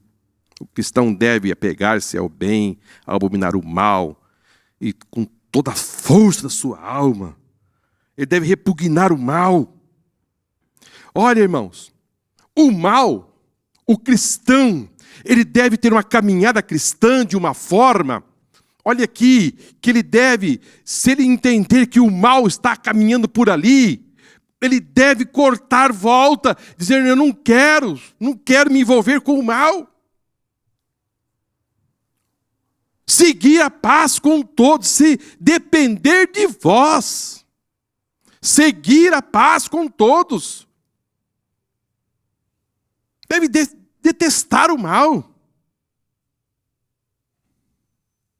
É impossível, irmãos, uma pessoa jogar barro no outro se não se sujar. É impossível. Porque se ele for pegar o barro, primeiro ele suja a mão. Mas também do outro lado, é difícil você entrar num lugar que tem flores e pegar flores para entregar para alguém sem que você não tenha na sua mão o cheiro da flor. Então, tenha na sua mão o cheiro da flor, da paz, que é o nosso segundo passo aqui, ó, que está em Romanos 12:10, afeição. Amai-vos cordialmente uns aos outros com amor fraternal. Isso é afeição, irmão. Afeição. Devemos amar nossos irmãos em Cristo, como amamos os membros da nossa família. Isto aqui é Bíblia. Honra. Preferir-vos em honra uns aos outros. Isso aqui é prática da vida cristã. É a parte B do capítulo 12 de Romanos, que diz assim, preferindo-vos honra uns aos outros. Mas se não for para me honrar, se não for para me honrar, estão ferindo a minha honra. Então, eu vou agir. Não, queridos, não faça assim. Dê preferência. Dê preferência para ele. Dê preferência para o seu irmão, que você vai estar amontoando brasas sobre as vossas cabeças. Paulo fecha esse assunto aos romanos, dizendo, aqueles que assim fizerem, estarão amontoando brasas vivas sobre as suas cabeças. Depois ele vai tratar, irmãos, sobre o entusiasmo, né? Entusiasmo, que eu já falei com os irmãos aqui nesta manhã. Você deve ser fervoroso, animado no espírito, servindo ao Senhor. A apatia não combina com a vida cristã. Você deve exercer força. O crente precisa ser um indivíduo que tenha a chama de Deus dentro dele. Deve arder esse zelo pela obra de Deus. Ele deve buscar a excelência em todo tempo nas coisas de Deus. Mas depois Paulo também vai dizer a respeito deste amor. Dentro desse amor deve ter paciência. Né? 12:12. Alegrai-vos na esperança. Sede paciente na tribulação. Perseverai na oração. Romanos 12:12. Regozijai-vos na esperança. Ou seja, o crente deve ser um crente alegre, né? O crente cruza os vales da vida com os olhos cravados na esperança da glória da volta de Cristo. Depois nós temos ainda a generosidade. Você deve compartilhar as necessidades com os santos. Depois nós temos também a nossa vida de comunicação. Você deve se comunicar com os santos, as suas necessidades. Há pessoas que poderia, irmãos, exercer algo para Deus, mas ele transfere. Quando ele é procurado para algo, em vez dele fazer o papel de abençoar aquele que lhe procurou, ele vai terceirizar. Ele perde a oportunidade de exercer algo tremendo na vida dele. Ele diz, sabe uma coisa? Eu vou ajudar, mas eu vou encontrar alguém que possa. Sendo que ele podia exercer este dom, este amor.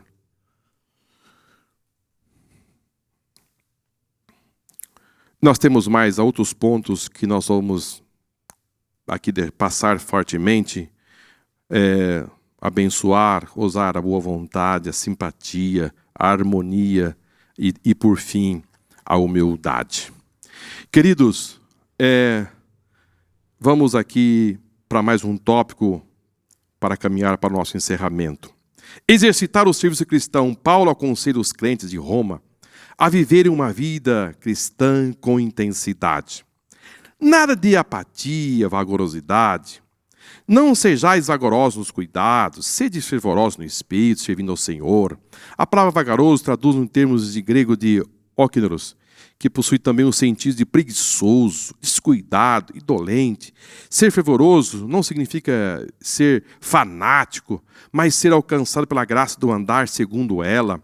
A expressão no espírito também pode se tratar, no caso locativo grego, significado no espírito humano, como no instrumental, se referindo no Espírito Santo. Independente do caso que Paulo tenha usado, o sentido é do Espírito Santo incendiando vidas do cristão fervoroso.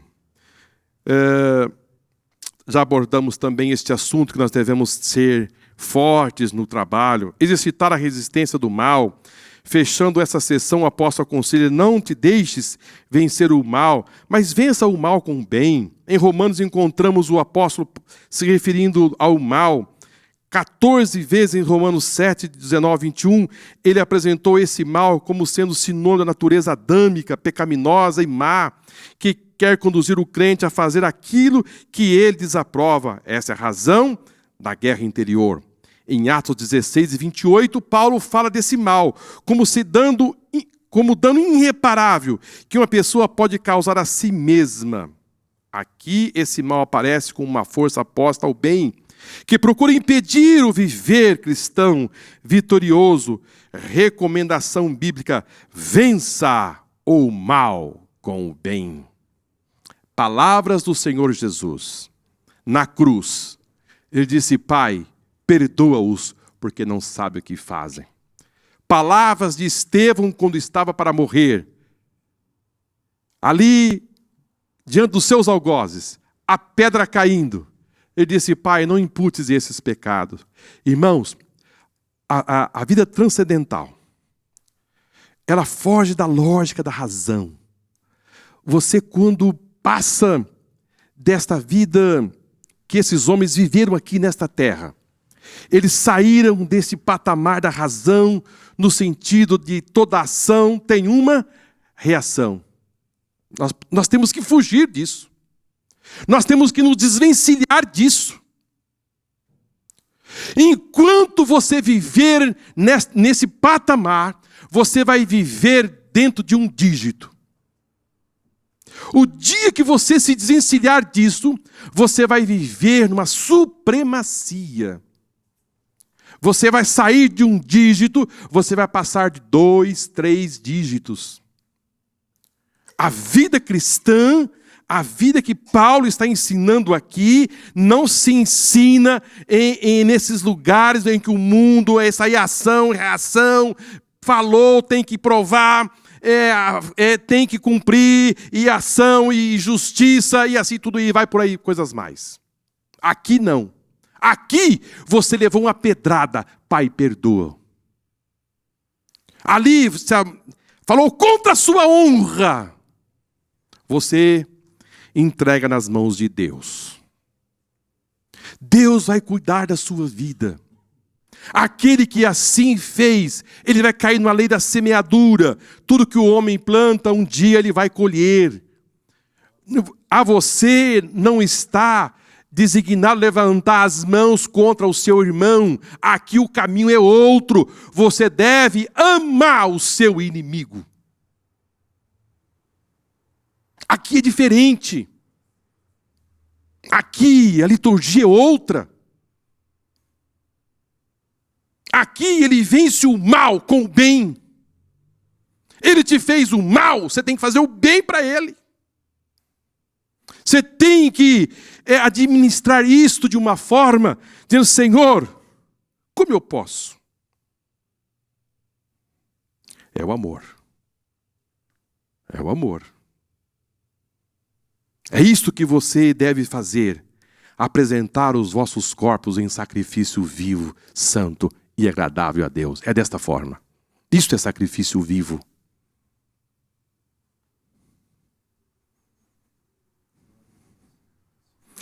A primeira vitória sobre o mal é o amor. Abraão Lincoln dizia que a única maneira de você vencer o inimigo é fazer dele o seu amigo. É a única forma. E qual é o segredo disto? O amor. Porque se você for odiar aqueles que lhe odeiam, você não está enquadrado dentro dos ensinos de Jesus. Porque se Jesus fosse aplicar isso, ele não ia à cruz.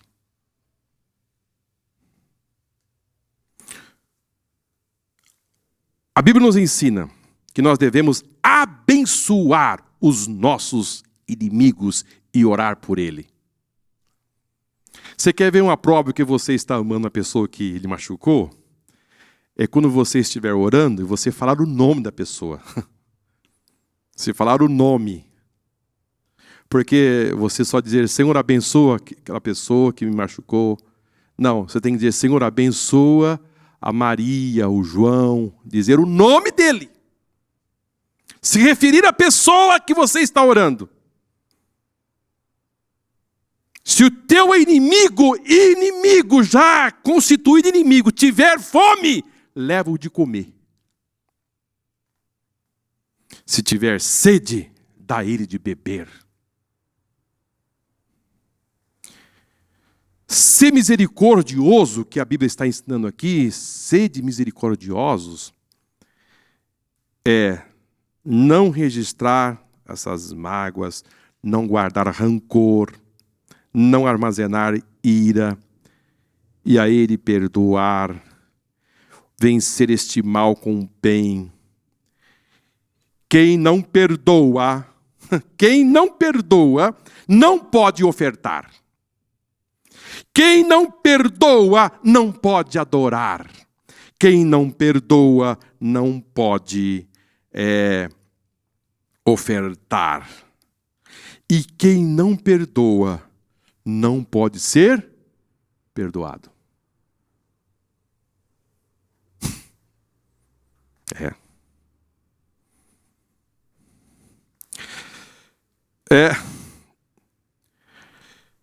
Versículo Tiago, capítulo 2 e versículo 13.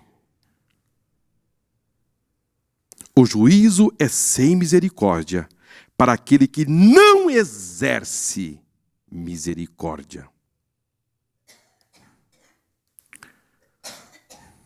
É de pesada, né, irmão? O assunto hoje é pesado. Muito pesado.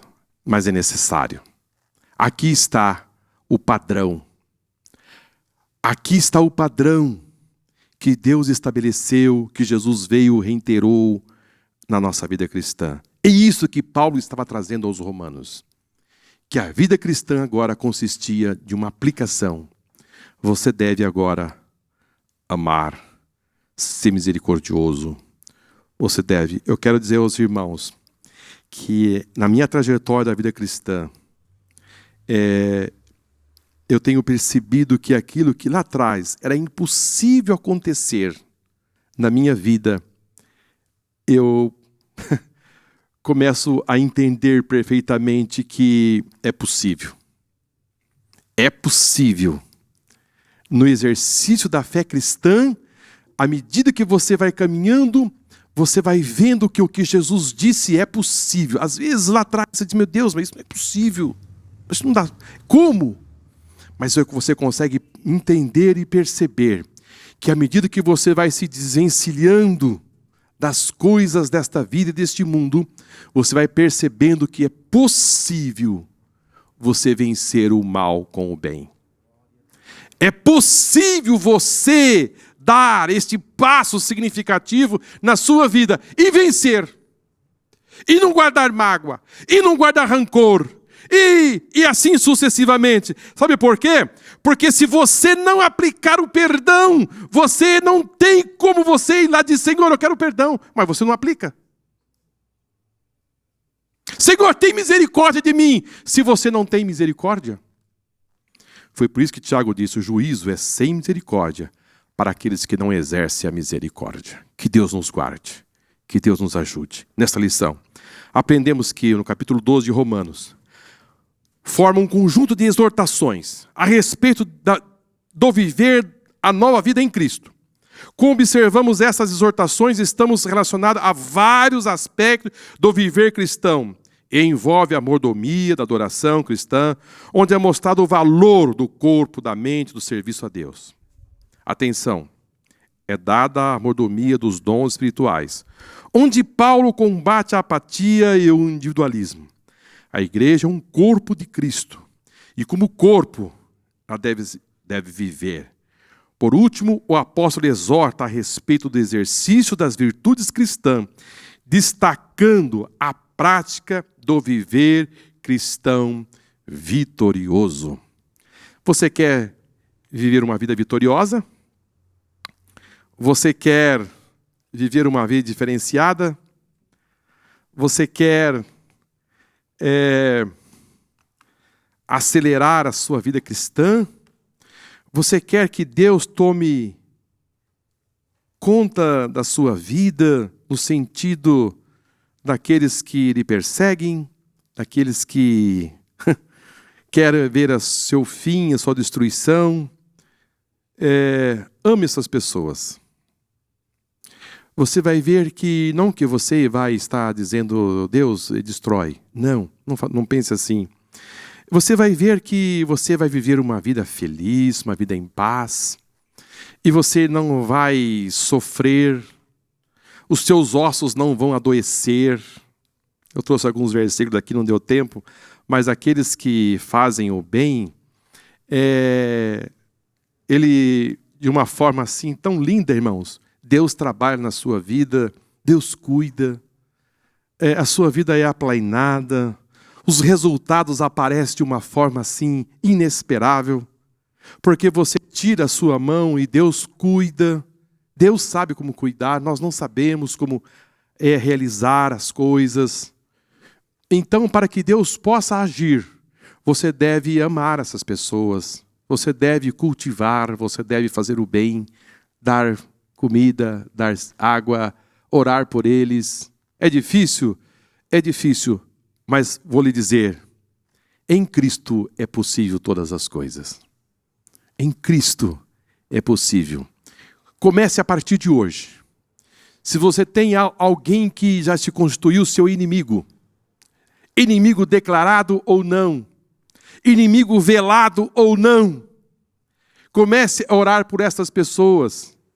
Você vai ver que a sua vida vai acelerar. Um Deus de paz vai entrar na sua vida e vai começar a trabalhar. E aquilo que está travado, aquilo que está engavetado, aquilo que não caminha, você vai perceber que vai começar a caminhar. Porque quando você tira a mão, Deus põe a mão dele. Amém? Faça isso e viverás feliz. Que Deus nos abençoe, irmãos. Que Deus nos ajude É um assunto, eu sei que é pesado, assim, difícil até, mas vou lhe dizer, os grandes homens do passado, eu digo grandes no sentido assim, porque todos nós somos servos. Até eu trouxe um versículo aqui, acabei não lendo, que às vezes nós dizemos que fulano é grande, porque tem algum dom e tal, e acaba sendo celebridade, né, pastor? E às vezes se posiciona como se fosse uma celebridade aqui no cenário desta vida, e pensa que, não sei, mas eu até trouxe aqui um versículo a respeito, nós estávamos falando sobre dons, que em Deuteronômio, quando Deus diz assim, morreu Moisés, servo do Senhor. Morreu servo. Depois de 40 anos falando com Deus, cara a cara, ele morreu servo. Não morreu, ali não está escrito grande servo do Senhor. Não está grande. Não tem. Está, eu olhei hoje com cuidado e disse, morreu Moisés, servo do Senhor. Então, queridos, vamos continuar sendo servos do Senhor, no trabalho da seara, entendendo perfeitamente que tudo isto aqui não existe nenhuma capacitação humana, porque estamos no exercício do trabalhar do sobrenatural de Deus. E quando estamos no sobrenatural de Deus, é Ele que faz, é Ele que opera, é Ele que administra, é Ele que cura, é Ele que salva, é Ele que faz. Tudo é Ele, por Ele e sem Ele. Jesus disse, sem mim nada podeis fazer. Só gostaria de trazer aqui, irmãos, para encerrar, a respeito de um assunto que eu trouxe aqui a semana passada, a respeito daqueles que entraram na terra de Canaã, e é só trazer aqui para um dos nossos irmãos que estão sempre conosco, nos acompanhando na escola dominical. O versículo mencionado aqui está em Números capítulo 32 e versículo 11 e 12. Também Números capítulo 14, versículo 29 e 30. Que diz assim, Números capítulo 14, 29 e 30. Nesse deserto cairão os vossos cadáveres, como também todos os que de vós foram contados segundo toda a vossa conta, de 20 anos para cima, os quais dentre vós contra mim murmuraste. Não entrareis na terra, pelo qual levantei a minha mão, que vos faria habitar nela, salvo Calebe, filho de Jofané, Josué, filho de Num. Números capítulo 32, versículo 11 e 12. De que os homens que subiram do Egito, de 20 anos para cima, não verão a terra que jurei a Abraão, Isaque e a Jacó, porquanto não perseveraram em seguir-me, exceto Calebe, filho de Jofané, o Quisineu, e Josué, filho de Num, porquanto perseveraram em seguir ao Senhor. Números capítulo 32, versículo 11 e 12. Portanto, dos homens que foram contados, que saíram da terra de Canaã, a terra do Egito, de 20 anos para cima, homens contratados, homens que foram numerados naquele dia, só Josué e Calebe entrou na terra. Os demais eram pequenos e os outros nasceram no Egito. Amém? Queridos, que Deus possa os abençoar, que Deus possa guardar a cada um de vocês e que essas lições, assuntos tão que têm assim, uma aplicabilidade, que tem uma certa dificuldade na vida cristã, na nossa caminhada, que nós possamos nos debruçar sobre ela, entender perfeitamente que este é o caminho e não existe outro.